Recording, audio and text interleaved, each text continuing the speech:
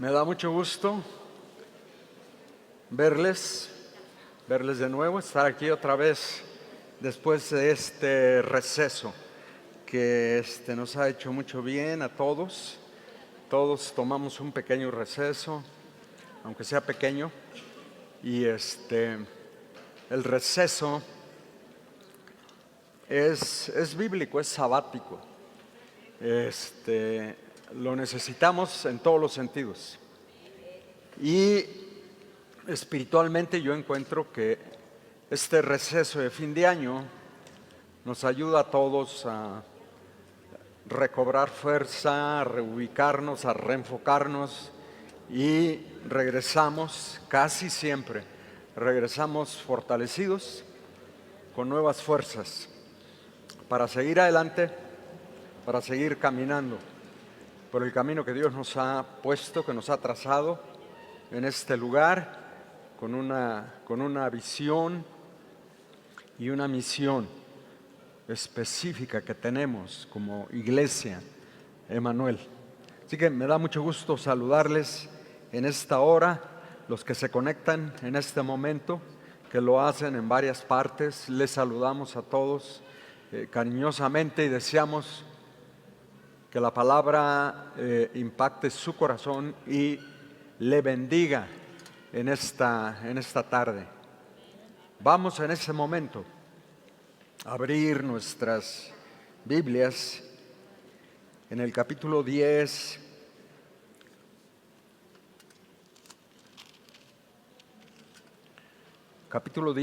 del libro de los Números. Capítulo 10 del libro de los Números, y voy a leerles este pasaje que se encuentra en los versículos 35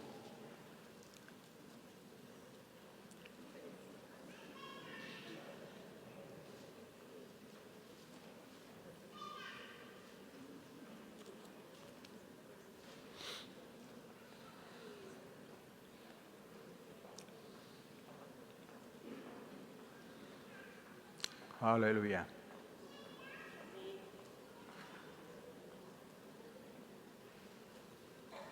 Y la nube, dice el versículo 34, y la nube de Jehová iba delante de ellos de día, desde que salieron del campamento en el monte Sinaí. Cuando el arca se movía, Moisés decía: levántate, oh Jehová, y sean dispersados tus enemigos, y huyan de tu presencia los que te aborrecen. Y cuando ella se detenía, decía: vuelve, oh Jehová, a los millares de Israel.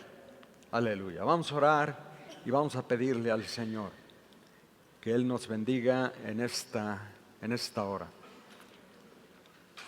Padre, gracias por tu palabra. Gracias por cada detalle que quisiste, Señor, revelarnos y quisiste registrar de manera escrita, como tenemos esta palabra tuya aquí en este momento. Pedimos, Señor, que cumpla sobre ella la promesa que nos dejaste, que tu palabra siempre impactará nuestro corazón y siempre logrará en nosotros el objetivo que tú planeaste cuando la inspiraste, cuando la registraste de manera escrita. El propósito, Señor,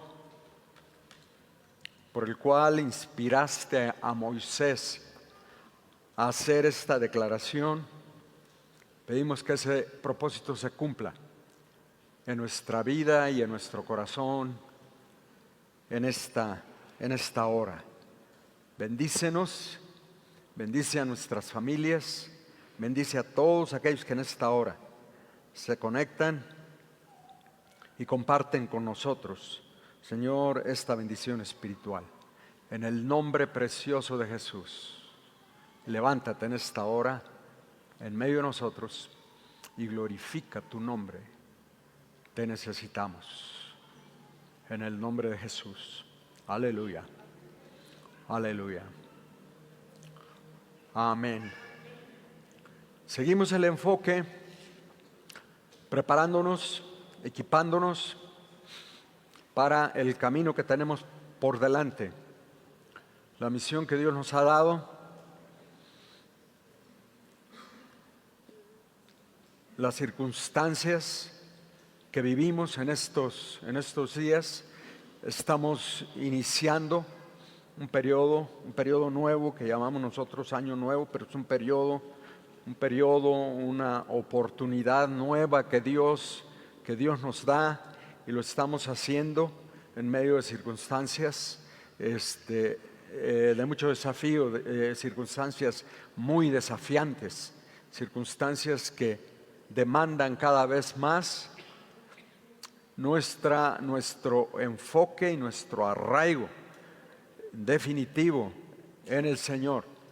Y hemos venido moviéndonos en esa dirección, el equipamiento de la iglesia para el camino, para lo que viene, lo que estamos esperando que viene, porque es bíblico que venga. Acabamos de terminar el estudio del libro de Apocalipsis, y el libro de Apocalipsis nos recuerda, ¿verdad?, los tiempos que se aproximan. Sentimos, ¿verdad? Es normal sentir el impacto de los acontecimientos finales, porque Dios nos ha equipado a través de su Espíritu para discernir lo que tenemos por delante, lo que viene en camino, y queremos entrar a las circunstancias especiales que Dios ha preparado para nosotros de una manera firme, de una manera bien establecida, bien enfocados en el Señor. Las circunstancias difíciles nunca nos deben sorprender. Estamos caminando todos los días en el Señor. Este año enfocamos la palabra de Dios, y vamos el jueves a iniciar el estudio del libro de los Hechos, porque sentimos la necesidad de volver al mensaje que el libro de los Hechos tiene para nosotros.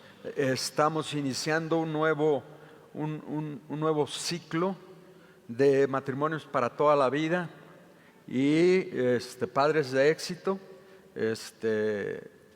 Tuvimos el culto de alcance el viernes, y este viernes que viene arranca el nuevo ciclo. Estamos abriendo un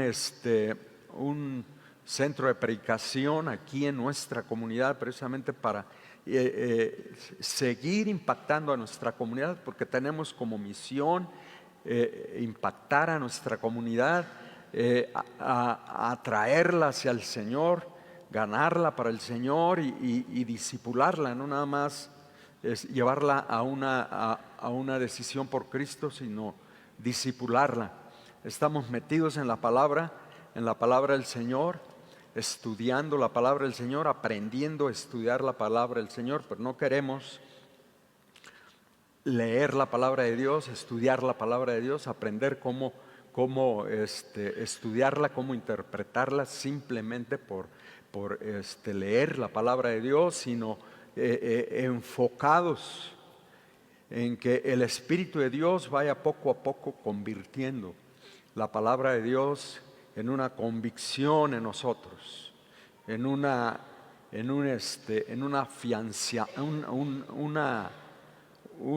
impacto especial en nuestro corazón, de tal manera que la palabra poco a poco se vaya convirtiendo en una poderosa convicción. Tenemos aquí una convicción, la proclamación de una convicción, el impacto que causa el entender la palabra y el hacerla nuestra, el entender que la palabra que Dios nos ha revelado, Dios la ha revelado específicamente para nosotros. Esa es la gran diferencia, ¿no?, de estudiar de esa manera la palabra de Dios. Nada equipa, nada capacita a una iglesia mejor que entrar en esta relación, a este nivel, con la revelación de Dios, con la palabra de Dios. En el nivel en el que no leemos la palabra simplemente por leerla, sino que la leemos entendiendo que es la revelación de Dios para nuestra vida, para el momento que estamos viviendo, porque la palabra es así, es pertinente. La palabra es de aplicación permanente y es pertinente cada vez que entramos en el contexto, en la situación histórica en el que los hermanos que recibieron originalmente la palabra entraron, cada vez que entramos. Esa palabra es específicamente para nosotros, por eso la Biblia es de aplicación permanente. Entonces es el nivel de convicción al que queremos llegar, y es donde le tiramos, tenemos como meta en el estudio de la palabra del Señor. Leemos mucho la Biblia, estudiamos mucho la Biblia en Emmanuel, pero queremos aprenderla en ese sentido. Cuando empezamos a verla como la revelación específica de Dios para nosotros. Y aquí tenemos un caso así, un caso en el que se proclama una convicción. Y cuando se proclama, cuando se confiesa una convicción, un entendimiento específico de la palabra de Dios, cuando entendemos que esta palabra es para mí y que Dios la reveló pensando en mí, es un poquito difícil razonar de esa manera, pero esa es la forma como necesitamos razonar. Esta unidad de pensamiento Dios la reveló para mí, para este momento, y eso hace la tremenda diferencia, porque lo único que nos afianza verdaderamente en Dios es su revelación. El impacto, recordamos nosotros muy bien, ¿verdad? Porque el impacto, positivo o negativo, que nuestros padres causan sobre nuestra alma tierna de niño, permanece para siempre en nuestras emociones y en nuestra memoria. Siempre ese impacto. Y en la medida en la que avanzamos, es lo que voy descubriendo yo, en la medida en la que avanzamos en edad, recordamos más el impacto y se hace más vívido o vívida la influencia que nuestros padres tuvieron sobre nosotros.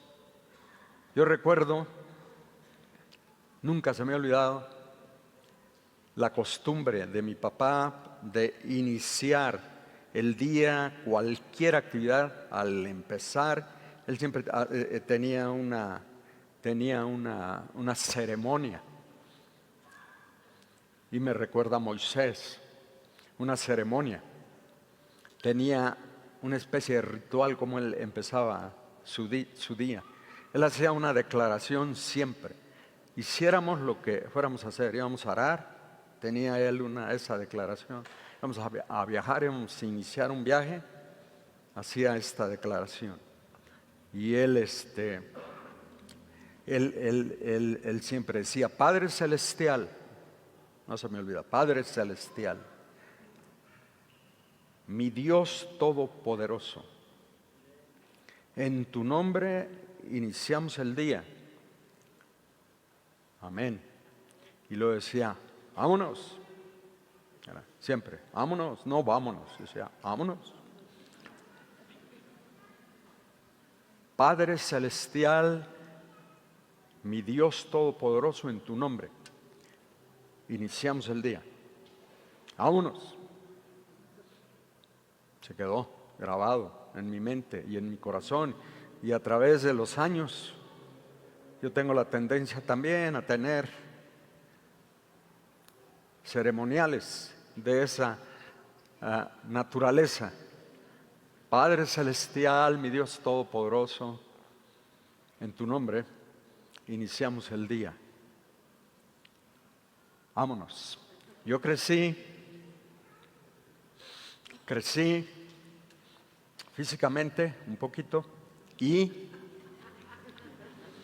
crecí en el conocimiento del Señor. Y pronto me di cuenta que esta declaración que mi papá hacía no era una oración, no estaba orando, no estaba clamando a Dios, no le estaba pidiendo a Dios que fuera su Padre Celestial, su Dios Todopoderoso y que tomara control del día.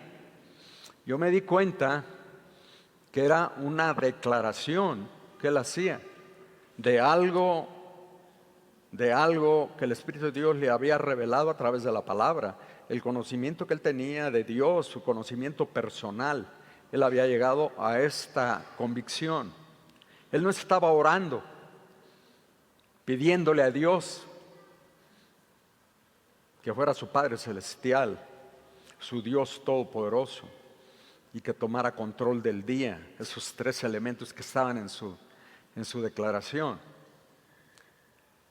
Para él, Dios era su Padre Celestial, era su Dios Todopoderoso, y él tenía control del día. Él iniciaba su día bajo la dirección de Dios y concluía su día bajo la dirección de Dios. Y lo que él hacía al comenzar el día es hacer la declaración de que esa era la realidad en su vida. No estaba pidiéndole a Dios que lo hiciera, él sabía que era una realidad en él, era un hecho, porque él se comportaba. Y así es exactamente. Y el grito de batalla que encontramos aquí en Números 10:35, grito de Moisés, es exactamente eso. Es una confesión inmensamente poderosa, porque es la expresión verbal de una verdad revelada por Dios a lo profundo de su ser, la cual lo mantendrá vivo, enfocado, animado, motivado, seguro de que Dios cumplirá sus promesas de meterlos en la tierra de la promesa y de entregarles la tierra en medio de un infierno de incredulidad, en medio de un infierno de oposición y de rebelión. Aquí mismo en el contexto lo podemos ver. Aquí mismo en el contexto, el pueblo se ha levantado contra Dios y lo ha acusado de haberlo sacado de Egipto para matarlo de hambre en el desierto. Qué tremendo despliegue de incredulidad. Y Moisés está viviendo eso. Aarón y María se han levantado y han acusado a Moisés en este contexto. Lo han acusado de quererse enseñorear del pueblo.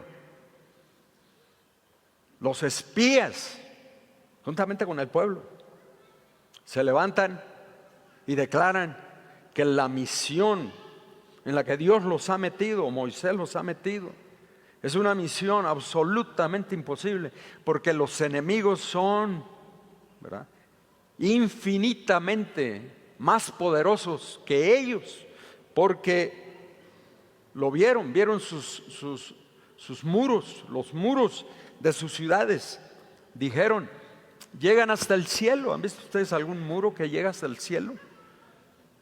Pero es la forma como el pueblo deja de confiar en Dios y se rebela. Ese es el contexto. Y en ese contexto de oposición, de rebelión, Moisés está seguro que Dios es poderoso para cumplir su promesa. Y entonces declara la palabra que Dios ha metido en su corazón. Es la palabra de Dios, es una convicción, no es una oración. Dios, levántate. Moisés no cree que Dios está dormido. Levántate, oh Jehová, y sean dispersados tus enemigos y huyan de tu presencia los que te aborrecen. Es una declaración.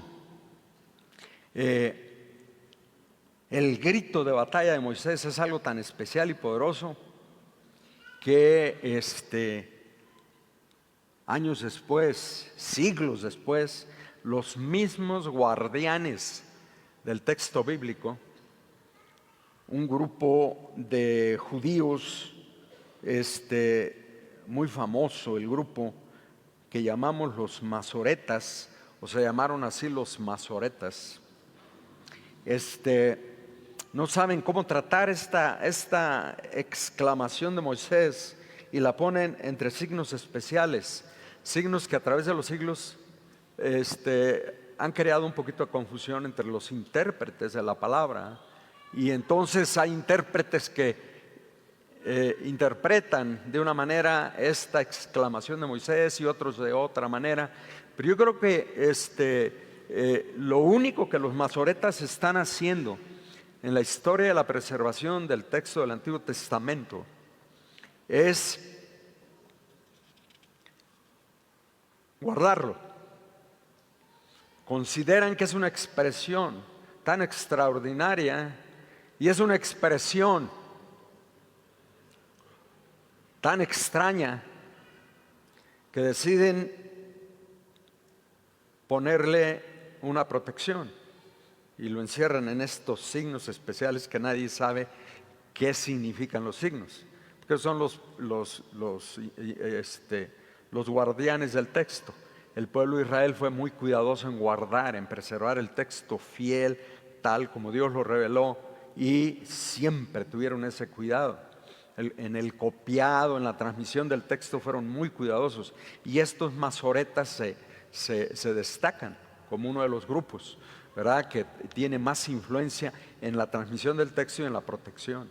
Entonces estos signos simplemente indican que para los masoretas es un texto muy, muy especial, que debe ser preservado, que debe ser cuidado, que se debe cuidar en el momento en el que se lee y se interpreta esta declaración. Pero todo lo que es esta declaración de Moisés es una confesión.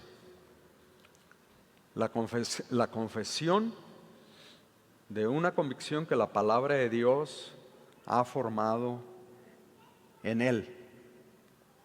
Eso es todo lo que es una declaración. Moisés no cree que Dios esté dormido y que necesite levantarse para proteger al pueblo de los enemigos. Moisés conoce perfectamente a Dios. Lo que él está haciendo es declarar lo que es la realidad. Y esa es la confesión, no positiva, sino la confesión bíblica. Existe la confesión bíblica, no la confesión positiva que maneja el movimiento carismático. La confesión positiva trata de manipular a Dios. Nosotros no creemos en la manipulación de Dios, no creemos que podamos manipular a Dios. A Dios nadie lo puede manipular, porque la confesión positiva enseña que si visualizamos algo y llegamos a una convicción personal, no convicción bíblica, sino un deseo personal, y lo declaramos, se cumple. Y es manipulación, intento de manipulación. A Dios no lo podemos manipular, a Dios no se le puede manipular, dejaría de ser Dios. Dios es Dios y Él hizo lo que quiso, dice la palabra. Él hizo lo que quiso y hace lo que Él quiere, pero nos ama entrañablemente. Pero aquí Moisés nos habla de una confesión de la palabra de Dios que ha sido revelada y que Él ha tomado como suya y la ha hecho suya. Y eso es lo que anhelamos todos, llegar a ese nivel en el estudio personal de la palabra, en todas nuestras clases, en todos nuestros cursos, en el que estudiemos la palabra como la revelación específica de Dios para nosotros en este momento. Y nosotros, en esta hora, queremos seguir adelante al cumplimiento del encargo que Dios nos ha hecho a nosotros como iglesia, a nosotros como cuerpo de Cristo en este lugar, y haciendo nuestra la convicción, queremos hacer nuestra la convicción de Moisés para que Dios cumpla sobre nosotros las promesas que nos ha hecho, como cumplió sobre el pueblo y sobre Moisés, sobre esta generación, las promesas que Dios les había hecho a pesar de las circunstancias en las cuales vivieron los 40 años en el desierto, los 40 años que los metieron finalmente a la tierra de la promesa. Dios cumplió sus promesas, a pesar de todo, a pesar de todas las rebeliones, a pesar de todas las desviaciones del pueblo, a pesar de todas las limitaciones en el camino, al grado que el mismo Moisés se queda en el camino, no puede entrar a la tierra, precisamente por las luchas tan tremendas que hubo en el camino, porque el camino de aquí al cielo es un desafío tremendo, y ese es el desafío que nosotros tenemos. Pero estamos cargados con una misión y tenemos una misión que cumplir. No estamos aquí porque no tenemos otras cosas que hacer. Cada uno de nosotros tiene cosas que hacer.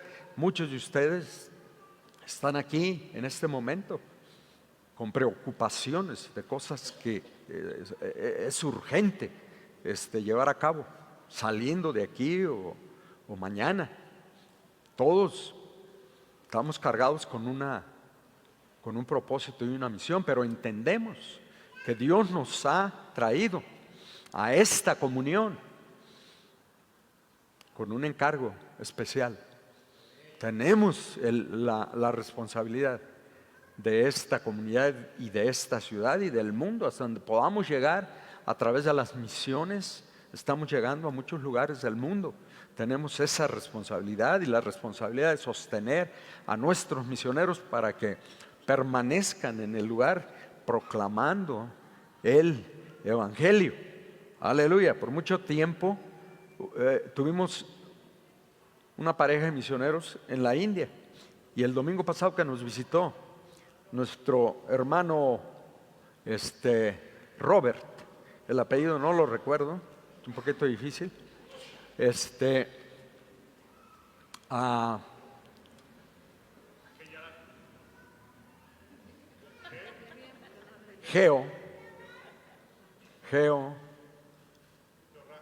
Georach, ahí está, gracias. Pues una bendición tenerlo aquí, por el mensaje, por muchas cosas, y por el hecho de que dio testimonio, fíjense, dio testimonio nuestro hermano del trabajo de los hermanos García en la India, años en la India, estos misioneros, y plantaron un número de iglesias en la India, estos misioneros. Y mientras el gobierno, ¿verdad? El gobierno fue diferente, el gobierno fue budista, hubo tolerancia para proclamar el Evangelio. Ahora el gobierno es islámico y los expulsaron inmediatamente y no pueden regresar. Y la iglesia está siendo perseguida en la India. Pero el mensaje, la palabra sigue avanzando. Y hasta allá llegamos, porque apoyamos a Saúl y apoyamos a sus 2 hijos que están en el campo misionero. Y hasta allá llegamos, es la misión que tenemos, no solo a esta comunidad, sino al mundo. Y por eso estamos aquí, no porque no tengamos otra cosa que hacer. Tenemos una gran misión, un gran trabajo que realizar, y lo queremos hacer bien, y queremos estar fortalecidos. Y de la misma manera como Moisés hace esta declaración, esta convicción que lo mantuvo enfocado los 40 años que estuvo que estuvo con el pueblo en el desierto, hasta el momento en el que lo llevó a la orilla del río Jordán, en los llanos de Moab, y lo estacionó en las orillas del río. Y ahí Dios lo recogió. Y todo lo que el pueblo tuvo que hacer es nada más cruzar el río y entrar a la tierra.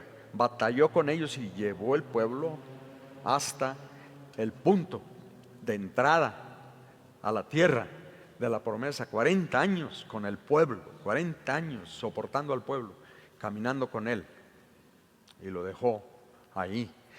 Esta convicción gloriosa de que sus promesas son un hecho ya en nuestra vida. Ese es el punto. Son un hecho ya en nuestra vida. Ya están cumplidas en lo que tiene que ver con Dios, pero necesitamos nosotros entenderla siempre así, entender la palabra. Esta palabra es para mí, es mía, me tengo que apoderar de ella, la tengo que incorporar, integrar a mi mente, a mi corazón, a mi metabolismo, la palabra de Dios. Y eso es lo que nos mantiene firmes y nos mantiene caminando. La palabra de Dios, y Dios, el Espíritu Santo, obrando a través de esa palabra, porque el Espíritu de Dios trabaja en nosotros solo a través de la palabra revelada, de la palabra escrita.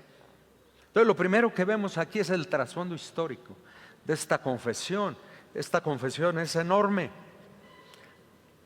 Yo me imagino a Moisés puesto frente a esta columna numerosísima de pueblo y haciendo esta proclamación. Cuando el pueblo salió de Egipto, acampó en el monte Sinaí, se quedó allí, recordamos, se quedó un año allí recibiendo, preparándose para el camino. Dios lo llevó hasta el monte Sinaí a través de portentos y maravillas, y lo llevó. Llegaron rápido al monte Sinaí.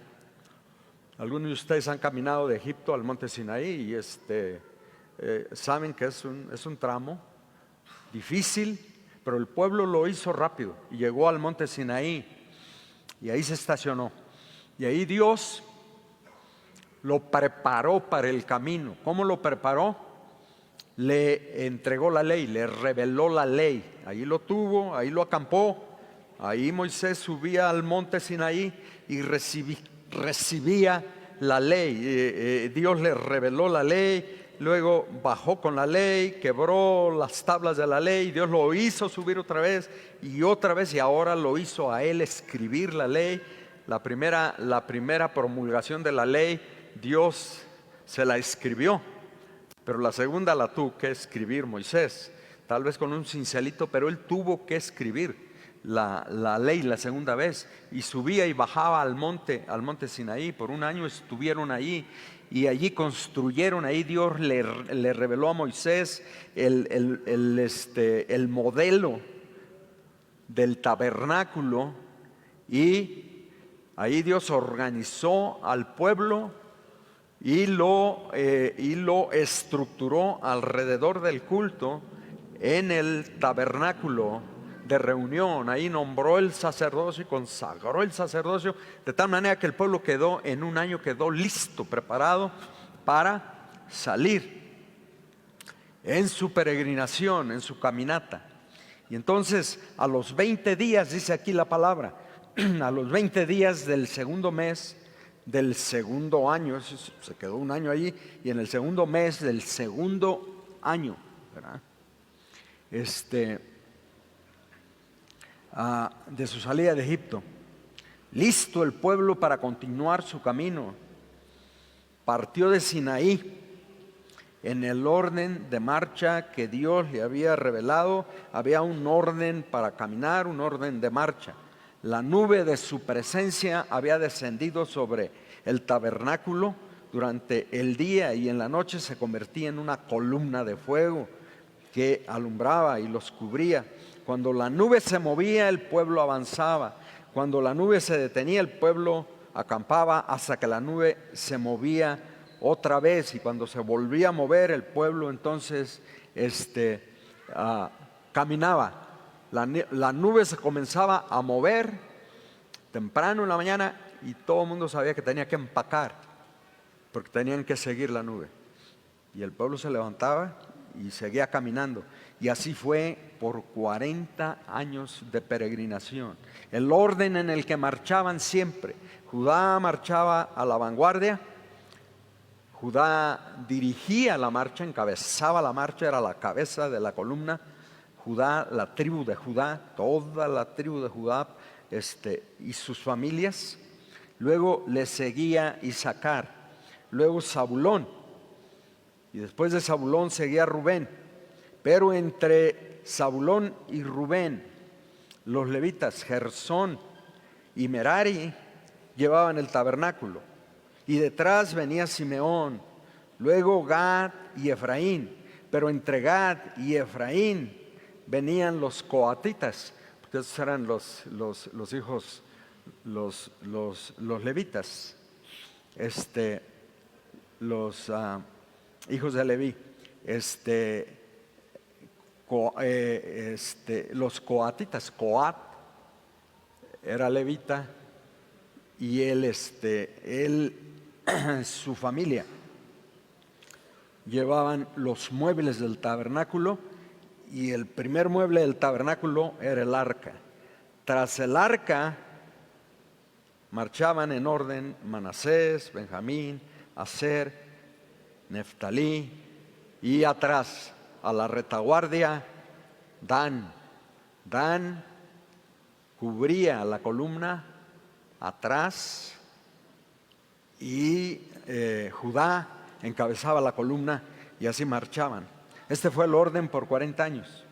Pero en esta primera jornada, en la jornada del monte Sinaí, a la frontera de la entrada a la tierra prometida, una jornada de 3 días, no marchó Judá a la cabeza, sino que marchó Coat llevando el arca, porque Dios estaba transmitiendo un mensaje que aunque Judá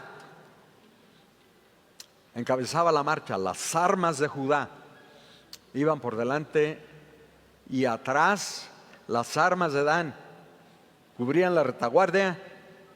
Esta marcha era una marcha espiritual, era una caminata espiritual, era la presencia de Dios que iba por delante, no Judá. Dios iba por delante y Dios iba atrás. Dios los cubría absolutamente con todo. La nube que iba sobre ellos, sobre la marcha, ustedes se pueden imaginar lo extraordinario que era la nube que los cubría de día y les hacía sombra en el desierto. Aquí tuvimos un evento parecido en el gran avivamiento que hubo en el Valle del Mezquital, entre los hermanos otomíes del Valle del Mezquital, tomando como sede Ixmiquilpan, porque ahí se estableció la obra. El avivamiento pentecostal sueco llegó aquí, y un poquito antes, entiendo yo, un poquito antes de que llegara Anna Sanders a la Ciudad de México, llegaron los hermanos suecos a predicar el evangelio, y ellos establecieron el Valle del Mezquital. Dios los llevó para allá, y ahí se inició un incendio, un gran avivamiento allá en la década de los 20, 30, y impactó la comunidad. Hasta la fecha vemos el impacto que el avivamiento trajo. Y yo tuve la oportunidad de entrevistar a los hermanos de Ixmiquilpan, de la iglesia donde se dio, la iglesia que se estableció como resultado del avivamiento.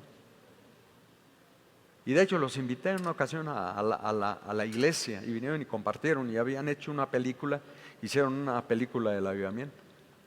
Y ellos salían a orar, pues porque no tenían templo. Empezó a crecer la obra y no cabían en ningún lugar. Y salían a orar, y salían al desierto, en el valle del Mezquital. Y tan pronto llegaban, una nube se ponía sobre ellos, ¿verdad? Y filmaron, o sea, es histórico. Una nube, la nube de la presencia de Dios los cubría. Es algo verdaderamente extraordinario, ¿verdad? Ese es nuestro Dios todopoderoso. Los cubría mientras estaban orando todo el día en el rayo del sol. Ellos estaban cubiertos. Había una nube que les cubría. Al pueblo de Israel, la nube de la presencia de Dios los cubría. Y era entonces Dios el que dirigía. Por eso esta primera jornada es el arca del pacto, la que va por delante. Es Coat el que marcha a la cabeza, porque es la presencia de Dios. El arca no contiene la presencia de Dios, pero representa, para el pueblo de Israel representa la presencia real de Dios, porque en el arca está el propiciatorio. Y dentro del arca, de la caja de acacia, iban las tablas de la ley, iba la vara de almendro que representaba el sacerdocio de Aarón, e iba una pequeña urna con una muestra del maná que los alimentó durante 40 años. Entonces esto iba dentro del arca. Y Dios le había dicho a Moisés: aquí, en este lugar, en el propiciatorio, nos encontraremos. El propiciatorio era la tapa del arca donde se vertía la sangre de la víctima inocente, donde se salpicaba con la sangre de la víctima inocente. El propiciatorio, donde el ser humano se encuentra con Dios, donde el pecador se encuentra con Dios y se reconcilia con Dios. El símbolo del sacrificio de Cristo. El arca va por delante, representa la presencia real de Dios.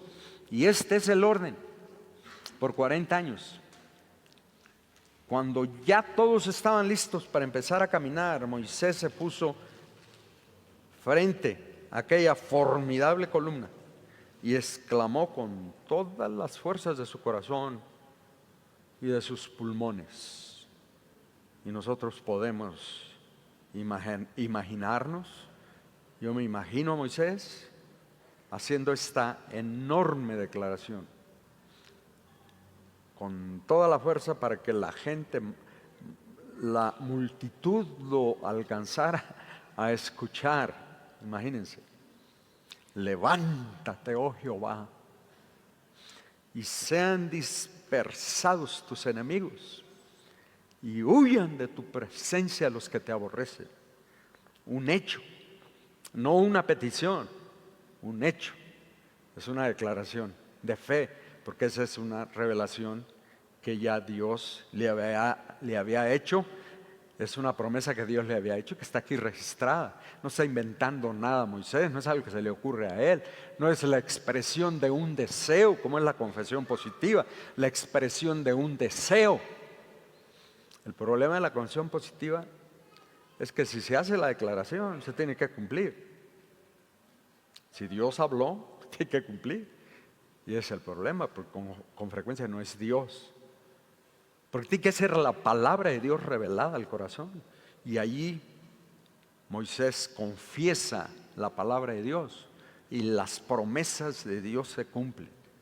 Y Dios permanece fiel a su pueblo. Y mete al pueblo. Y no solo lo mete a la tierra de la promesa, sino que a través de toda su historia, ya en la tierra de la promesa, a través de exilios, a través de muchas peripecias, el pueblo finalmente cumple con el propósito por el cual Dios escogió a Abraham allá en Ur de los Caldeos. Esto habla de la fidelidad de Dios. Dios cumple sus promesas. Siempre hubo un remanente fiel en el pueblo de Israel que creyó y confesó, es decir, que tomó las promesas de Dios como suyas, como personales, a través de la historia en los momentos más críticos. Aún en Babilonia tenemos a Nehemías y tenemos a Zorobabel y a Josué, y tenemos a Esdras, que representan ese grupito del remanente fiel que creyó en las promesas de Dios y tomó la palabra de Dios y la hizo suya. Y a través de ellos Dios regresó el remanente para que el pueblo de Israel siguiera su historia y cumpliera con el propósito por el cual Dios había levantado a Abraham y lo había traído de Ur de los Caldeos, para que de él, de este pueblo, viniera el Mesías, el Salvador del mundo. Y cuando el Mesías vino, cuando el Señor Jesús vino, cuando el Señor Jesús se encarnó y nació en Belén de Judea y estuvo con nosotros más de 30 años y entregó su vida en la cruz del Calvario y murió por nosotros en la cruz del Calvario y fue sepultado y al tercer día fue levantado en poder y en gloria. Y caminó con sus apóstoles por 40 días y 40 noches aquí sobre la tierra. Y después se despidió de ellos. Y fue llevado al cielo a la diestra del Padre, donde permanece intercediendo por nosotros, intercediendo por su iglesia. Se cumplió. En ese momento se cumplió el propósito por el cual Dios levantó al pueblo de Israel. Dios siempre cumple sus propósitos y Dios siempre cumple sus promesas. Siempre, siempre, siempre cumple sus promesas. Lo segundo que vemos aquí es el significado de la confesión. Es impresionante. No se trata de una oración, como dijimos, por la que Moisés está pidiendo a Dios su intervención. Se trata de la confesión de una convicción profunda, revelada a su corazón por Dios y registrada en el texto. Levántate, oh Jehová, no es la petición, o como muchos piensan, la tierra gobernando al cielo. No es Moisés asumiendo que Dios está dormido y necesita levantarse, o que está en condición pasiva y necesita activarse. No es Moisés ordenándole a Dios, es todo lo contrario. Aquí Moisés no está ordenándole a Dios, no le podemos ordenar a Dios. Confesamos lo que Él pone en nuestro corazón a través de su palabra. Eso sí, es lo que está haciendo aquí Moisés. Moisés no está ordenándole a Dios, lo que él está haciendo es sometiéndose, ¿verdad? Sometiéndose a la realidad de Dios en medio de su pueblo. Levántate, oh Jehová, es la confesión de la verdad de Éxodo 33:14. Sí, Moisés está confesando la palabra en Éxodo 33:14, donde Dios le promete que su presencia, ahí Dios le promete, mi presencia irá contigo hasta meter a este pueblo en la tierra. Y luego en el versículo 16, Moisés le dice a Dios que el mundo sabrá que Él ha hallado gracia a sus ojos en que Dios ande permanentemente con ellos. Y en el versículo 17, 33:17 de Éxodo, Dios le dice que Él hará exactamente eso. Y luego Dios dedica un año en Sinaí mostrando al pueblo que Él vive en medio de ellos como respuesta a la promesa de Dios. Entonces, lo que Moisés está diciendo aquí en preparación para la marcha es confesar que Dios está en pie en medio de ellos y al mismo tiempo va adelante guiando la procesión, porque dice Números 10:33, y el arca del pacto y el arca del pacto de Jehová fue delante de ellos camino de 3 días, buscándoles lugar de descanso, lugar de reposo, lugar de realización. El arca fue en esa jornada, nada más en esa jornada, el arca marchó delante de ellos. Y entonces sean dispersados tus enemigos y huyan de tu presencia los que te aborrecen. Es un paralelismo, como nos damos cuenta inmediatamente, es un paralelismo sintético en el que la segunda línea, levántate, oh Jehová, levántate, oh Jehová, y sean dispersados tus enemigos. Primera línea. Y luego viene la segunda línea del paralelismo: y huyan de tu presencia. Los que te aborrecen, la segunda línea le agrega un elemento. Así es el paralelismo sintético, ¿verdad? Paralelismo sintético que vemos en toda la literatura poética de las Escrituras, los Salmos, Proverbios y todos los libros poéticos están escritos en paralelismo, y mucha profecía la encontramos escrita en poesía. Es poesía, esa es la característica de la poesía hebrea, el paralelismo. El paralelismo, la poesía hebrea no contiene rima como nuestra poesía, sino que la marca, la caracteriza el paralelismo. Es decir, en la primera línea se establece la línea de pensamiento, y la segunda línea agrega algo, se repite el pensamiento agregándole algo. Ese es el sintético, ¿verdad? O paralelismo sinónimo, en el que se repite exactamente la misma línea. La segunda línea es la repetición de la primera, pero es por énfasis, en palabras diferentes, el mismo pensamiento. Y el paralelismo antitético, donde la segunda línea hace un contraste, contrasta el pensamiento de la primera línea. En agrega un elemento, pero es paralelismo: levántate, oh Jehová, y sean dispersados tus enemigos. Y luego viene la segunda línea: y huyan de tu presencia los que te aborrecen. El paralelismo no habla de aniquilación del enemigo, sino de total control sobre ellos. Dios los dispersará, eliminando sus fortalezas físicas como la organización y su armamento.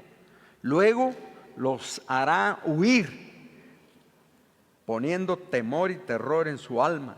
Todo esto habla del hecho de que el enemigo de Dios no podrá impedir que su pueblo cumpla la misión para el cual Dios lo ha levantado. El enemigo no nos podrá detener, no importa qué tan poderoso se levanta. Y sentimos cómo se está levantando, ¿verdad? De poderoso, pero no nos puede detener. No nos podemos aterrar, no podemos llenarnos de pánico.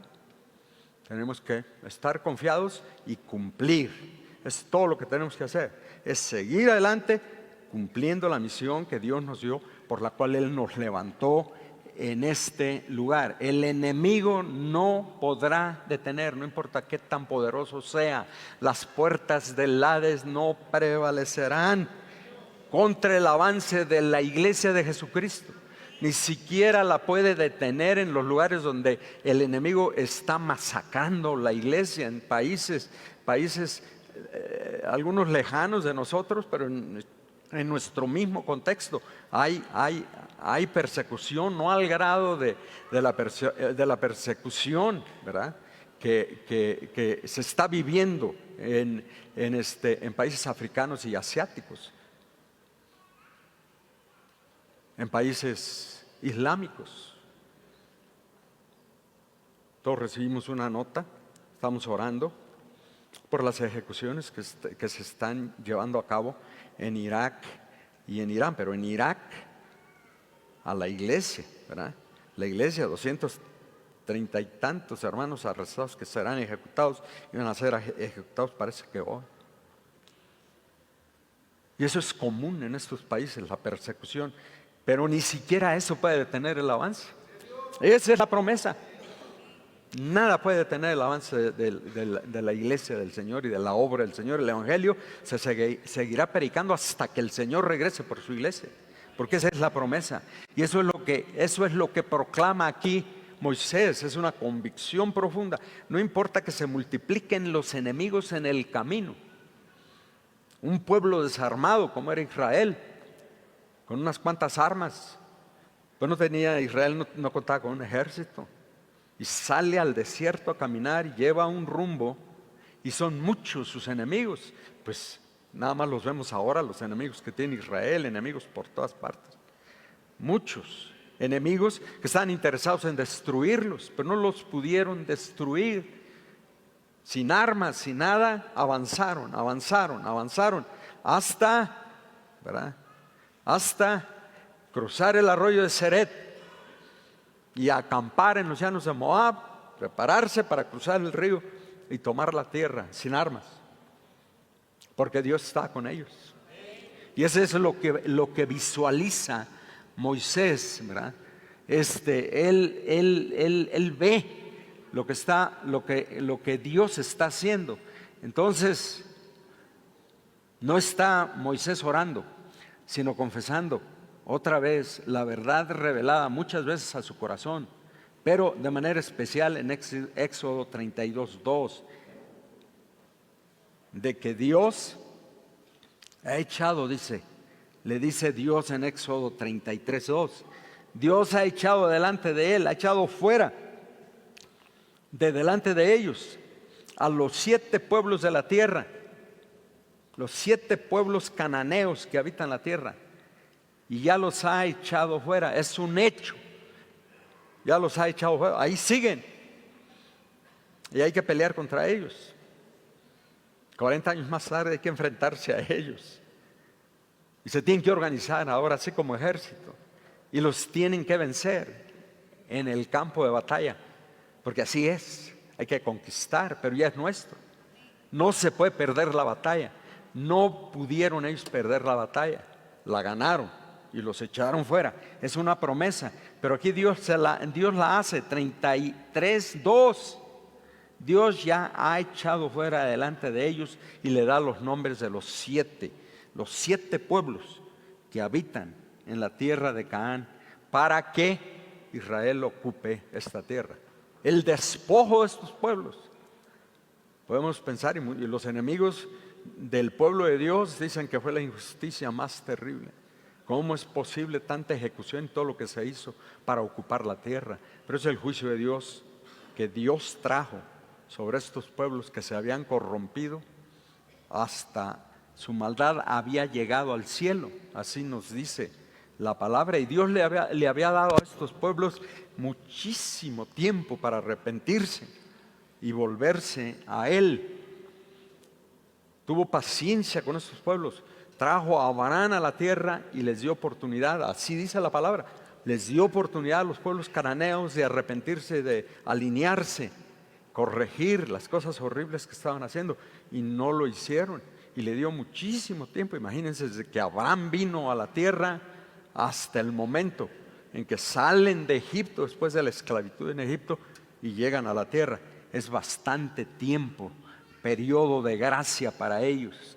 Entonces Dios despeja el camino y provee los medios en presencia de nuestros, dice la palabra, en presencia de nuestros angustiadores. Así fue en el camino a la tierra de la promesa, y así es para nosotros, y así será para nosotros aquí en la Ciudad de México.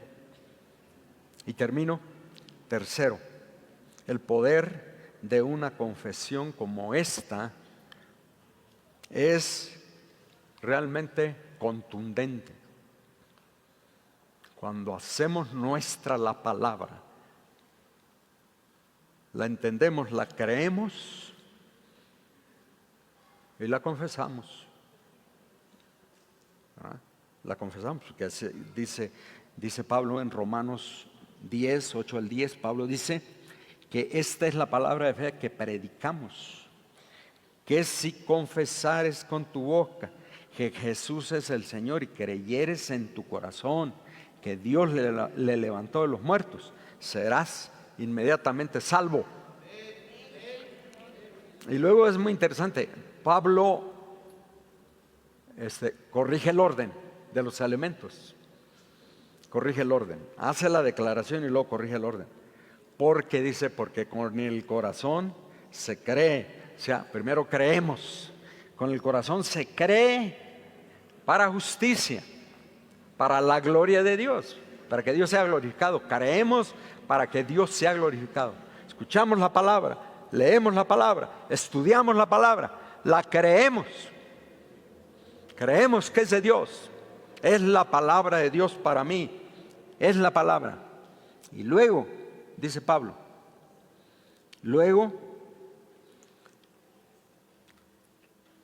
dice, pero con la boca se confiesa para salvación. Pablo está estableciendo aquí 3 grandes principios en relación con el poder de la confesión. Se cree con el corazón esa palabra, la hacemos nuestra, la aplicamos a nuestra vida, a nuestro corazón, a nuestra situación. Y luego, Pablo dice que es importante confesarla, es decir, declararla, verbalmente, el poder en la confesión, pero es el poder de la palabra de Dios obrando en nosotros.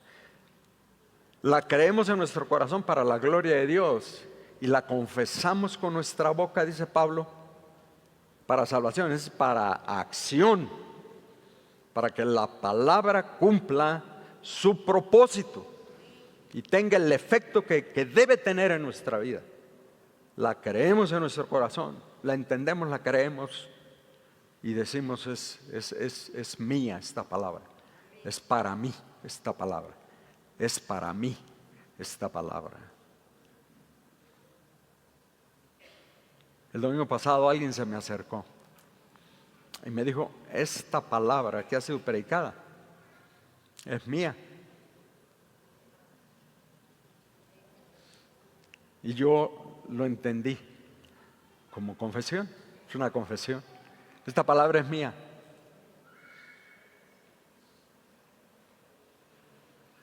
Es mía. Pero no se quedó así. Esta palabra es mía.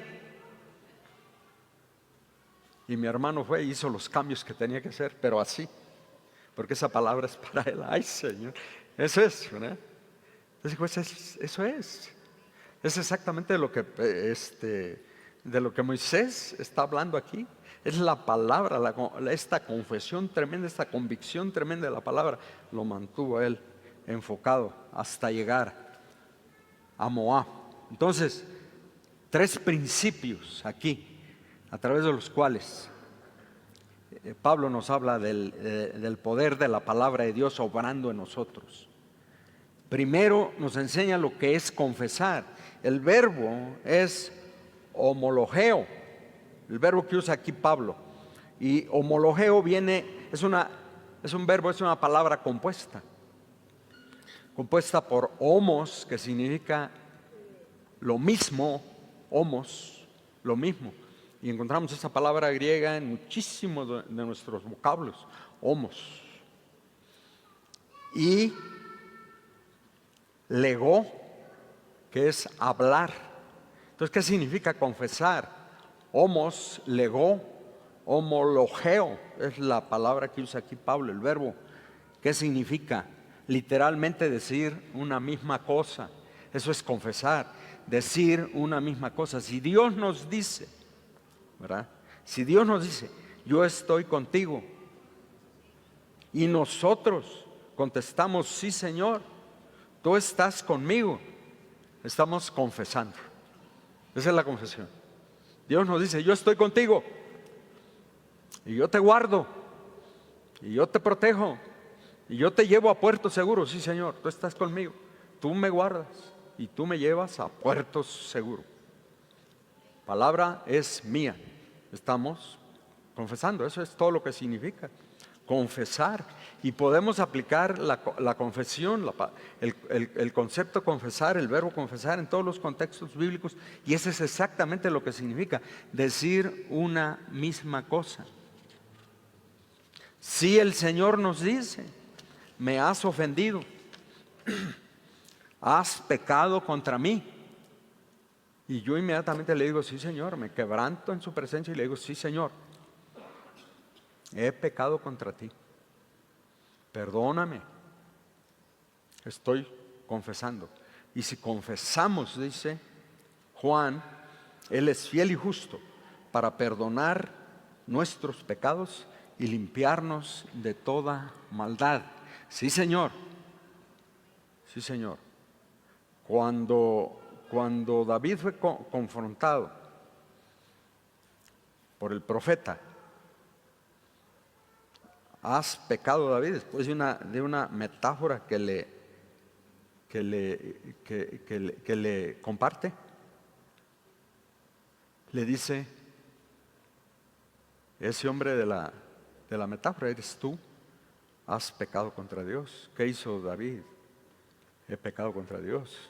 Por eso David fue siempre el hombre de acuerdo al corazón de Dios, porque sí tenía problemas David, y sí pecó y sí ofendió a Dios, pero se quebrantaba inmediatamente y reconocía, no ocultaba su pecado. Él dijo, sí, he pecado y mi pecado es grande delante de su presencia. Y se vuelve y se humilla en polvo y ceniza y ayuna en la presencia de Dios, confesando su pecado. Y escribe el Salmo 51. Y escribe otros salmos de confesión. Y Dios le perdona. Dios tiene misericordia de David y le perdona. Al grado de que las crónicas, el libro de las crónicas, no hablan de las fallas grandes de David, porque Dios se las perdonó. Confesión. Entonces, cuando Dios nos da la palabra, entendemos la palabra,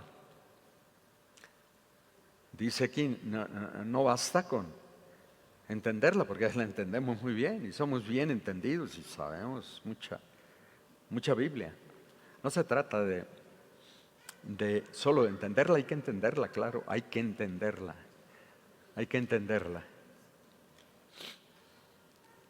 Pero hay que confesarla, hay que aplicarla a nuestra vida. Sí, Señor, esa palabra es para nosotros. Sí, Señor. Luego Pablo nos enseña que la palabra de Dios, sus promesas, hay que creerlas en el corazón, hay que recibirlas, como dice aquí en Romanos 10, hay que recibirlas, hay que recibir la palabra como la verdad de Dios, pero no solo esto, sino que hay que confesarla con la boca para salvación, para que haga el impacto que tiene que hacer la palabra. Cuando la confesamos, la creemos en nuestro corazón y la confesamos y le decimos, sí, Señor, esta palabra yo la tomo, es mía, es para mí. Transfórmame con ella. Y Dios lleva a cabo la transformación. Él cumple sus promesas, siempre cumple sus promesas. Y tercero, Pablo nos enseña que para que la palabra de Dios se cumpla en nosotros, cumple en nosotros el propósito, no es suficiente creerla en nuestro corazón, recibirla como la verdad de Dios, sino que hay que hay que hacer la confesión verbal para que la palabra se convierta en una tremenda realidad en nosotros y esa palabra nos transforme para su honra y para su gloria. Pablo dice, si crees en tu corazón y lo hablas, lo confiesas, serás salvo. Que creemos en nuestro corazón, pero lo declaramos. Y eso es lo que Moisés hace aquí. Declara, confiesa, proclama la revelación como una realidad en él. Miren, eso es lo que Pablo hace en el capítulo 1 de su carta a los Efesios. Exactamente eso. Es el propósito de Pablo en Efesios. Pablo le dice a los Efesios, Dios ha hecho maravillas, ha hecho milagro tras milagro en la vida de la iglesia en Éfeso. Ha hecho milagro tras milagro en nuestra vida, aquí en Emmanuel. Milagro tras milagro, milagro tras milagro. Ahorita estamos viviendo un milagro. Tenemos aquí a José en casa. ¿Cuántos recuerdan el miércoles que estábamos aquí, angustiados y clamamos a Dios? Y toda la iglesia está orando en todas partes. Y no solo Emmanuel, sino muchos hermanos clamando a Dios. Porque José estaba grave. Tenía derrames múltiples en el cerebro. Y ese es el reporte que le dieron a Carla. Y ella nos comunicó esa información y aquí clamamos a Dios. Clamamos a Dios. Y yo recuerdo que clamamos a Dios con todo nuestro corazón, como toda la iglesia, como ustedes clamaron fuera. ¿Y qué pasó? Los derrames se fueron.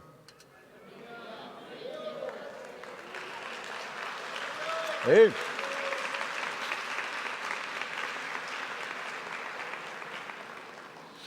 Quedó un cabellito aquí así, un derrame pero delgadito, que desapareció también. No hubo necesidad de cirugía, de nada. Él está en su casa.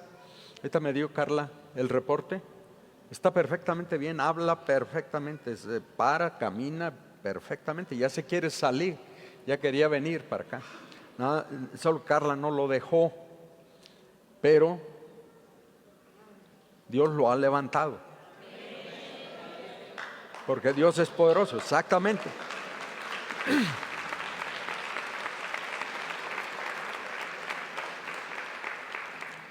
Y Dios nos ha llenado de tanta bendición. Pablo dice,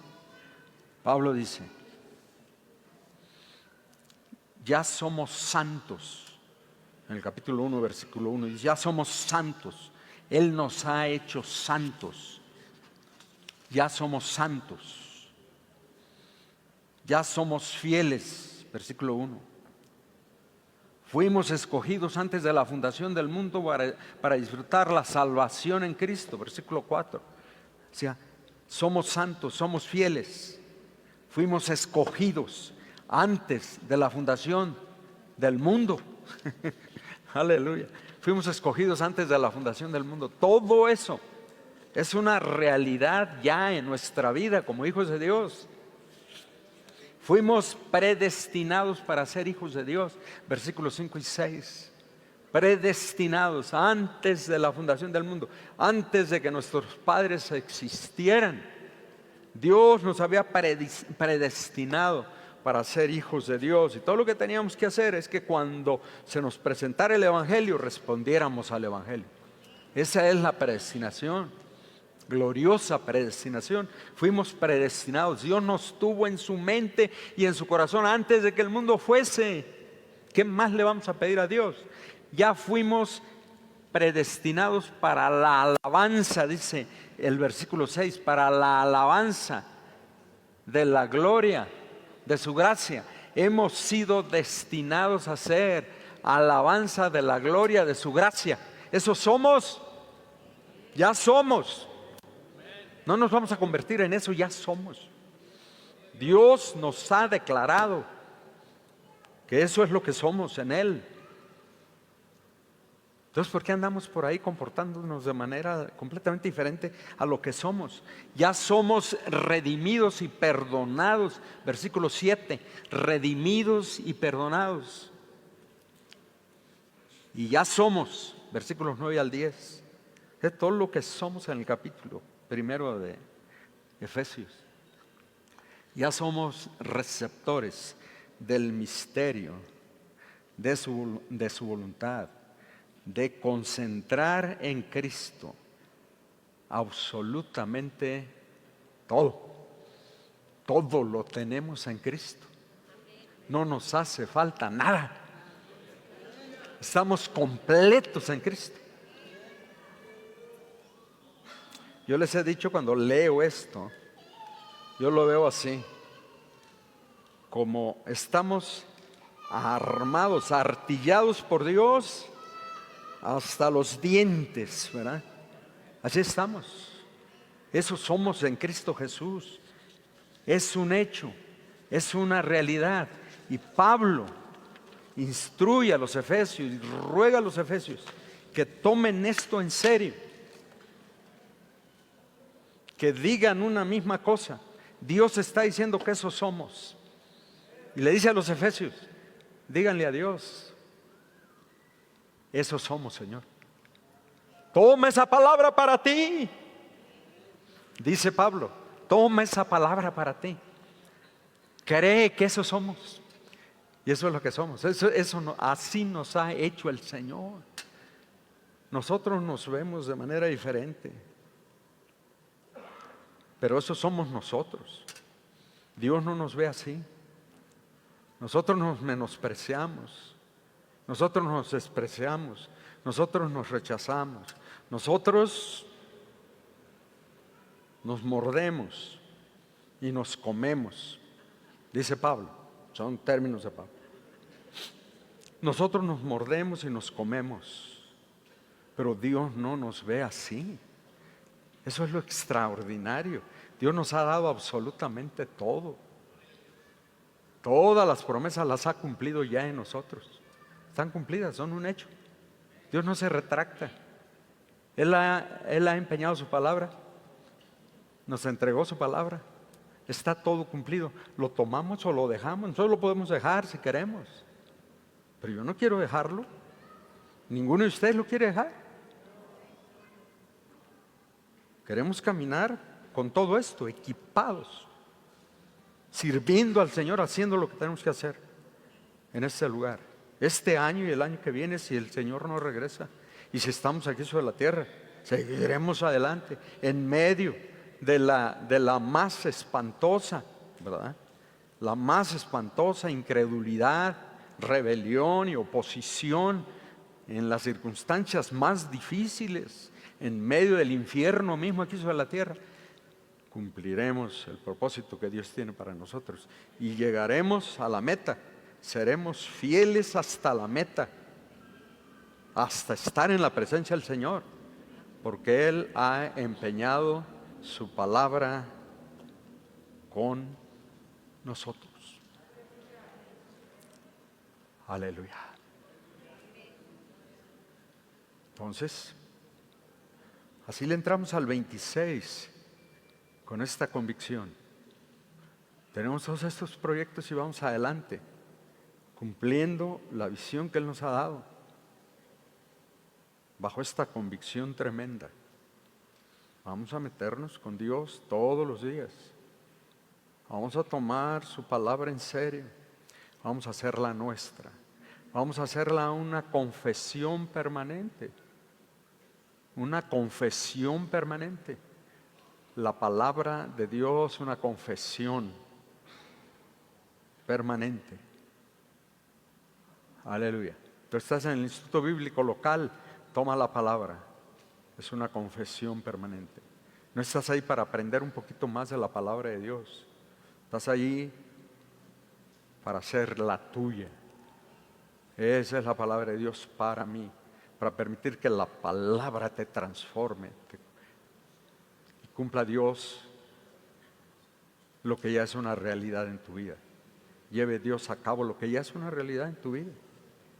Todo esto que Él nos ha prometido. Vamos a inclinar nuestro rostro. Puede ser que alguien aquí en este momento no se haya reconciliado con Dios.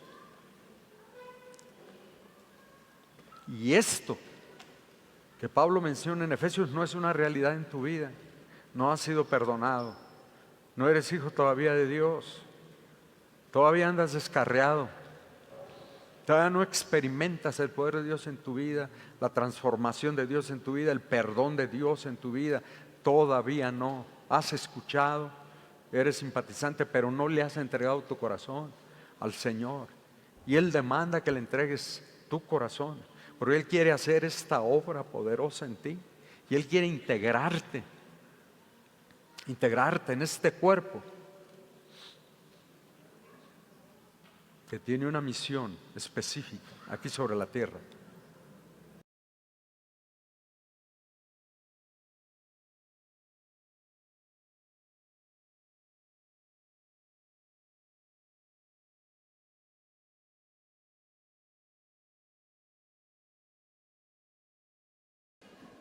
Buenas tardes, pues mis hermanas, Dios les bendiga y es un recordatorio más. Viene mayo, del 20 al 22, tenemos nuestra reunión, nuestro congreso de mujeres. Mi hermana, tu lugar te lo estamos apartando. No te pierdes esta oportunidad de ser bendecida con lo que nuestro amado Dios está preparando para cada una de nuestras familias.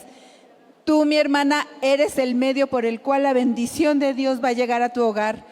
Cuando nosotras nos ponemos en la brecha a favor de nuestras familias, a favor de lo que Dios está preparando para cada una de nosotras, esa bendición llega a nuestros hogares. Así es que no te pierdas esta oportunidad. Nuestro Congreso de Mujeres en Puebla, del 20 al 22 de mayo del 2026. Te estaremos esperando ahí en el escritorio semicircular. Recuerda, tienes un lugar en la agenda de nuestro amado Dios. Dios les bendiga.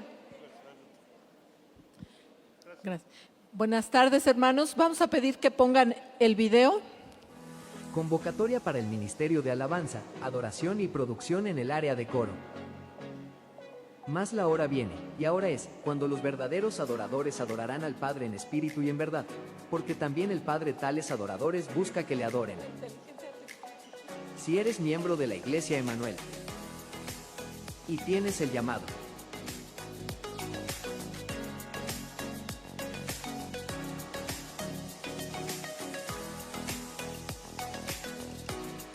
acércate con Dinora Salmerón al finalizar el servicio en la plataforma. Recibirás información acerca del proceso y requisitos para ingresar.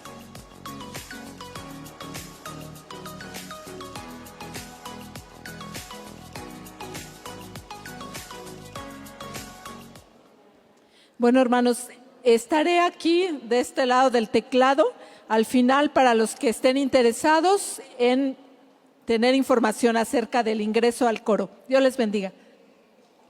Gracias, hermanos. Buenas tardes.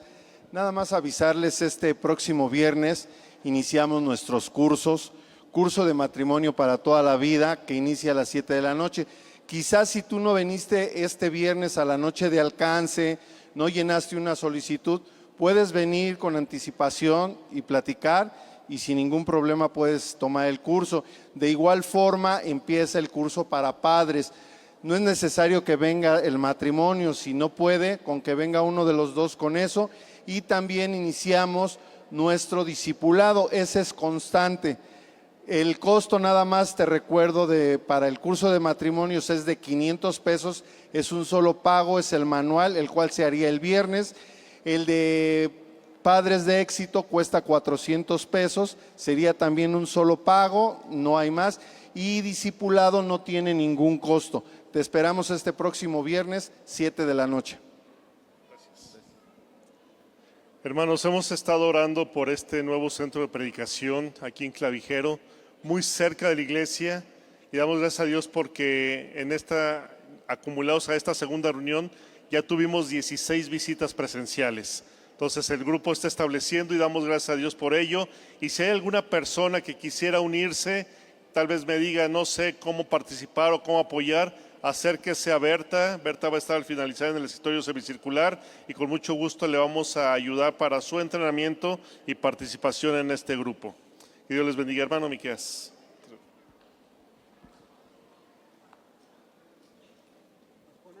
Hermanos, aleluya, ustedes están en casa, pónganse en pie también. Aleluya. Confesamos la bendición de Dios sobre nosotros. Que Jehová te bendiga y te guarde, y Él haga resplandecer su rostro sobre ti y tenga de ti misericordia. Él alce su rostro sobre ti y ponga en ti paz. Él bendiga tu salida y bendiga tu entrada desde ahora y hasta el día en que estemos todos juntos en las bodas del Cordero. Y es un hecho. Aleluya. Amén. Shalom, la paz de Dios.